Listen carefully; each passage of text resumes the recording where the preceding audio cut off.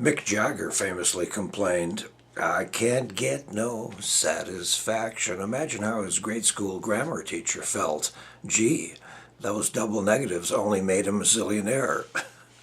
You ask some people how they are, which is really just a more polite way of saying hello, and they say, "Can't complain," and I always say, "Why not? I love complaining. It's a fixed part of my daily output. Practically everything drives us crazy. Shouldn't we just admit it and get on to the next thing?" Traffic, of course, right at the top of the list. Baristas who really don't know how to make your basic cappuccino. Clients who don't pay their bills. Spouses who argue about which movie to watch and which vegetable to put on the plate next to the fish. All these things are tests enough to make our skin crawl and gastrointestinal disturbances to erupt at the worst possible moments. Now, I'm not in favor of endless, miserable, grumbling, but I think complaining is healthy. What's the opposite? Gunny sacking.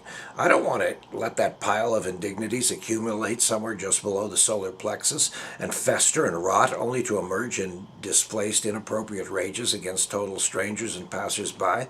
Sometimes a short and funny, acrid, acid bitch session is just what the doctor ordered, so we can move on to the gag of the day or some serious discussion.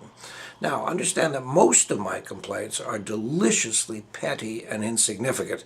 The big issues, disappointments, failures, betrayals, I've examined them till I'm purple and largely put them to bed, which leaves lots of room to whine about bicycles on the sidewalk when Moonbeam, the mayor, has spent millions on bike lanes that remain curiously empty, or Major League sports events broadcast by amateurs who wouldn't know broadcasting if they fell in a big vat of it, or clownish remakes of classic movies that should never be touched.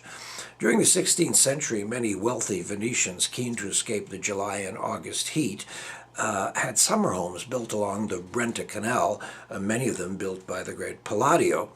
One of these famous places was built in the Villa Foscari, and it was built so this guy could hide his teenage daughter who was being chased by all the young men in Venice. She was very happy, very unhappy at this villa, and so it is known today as La Malcontenta. Very, very beautiful place.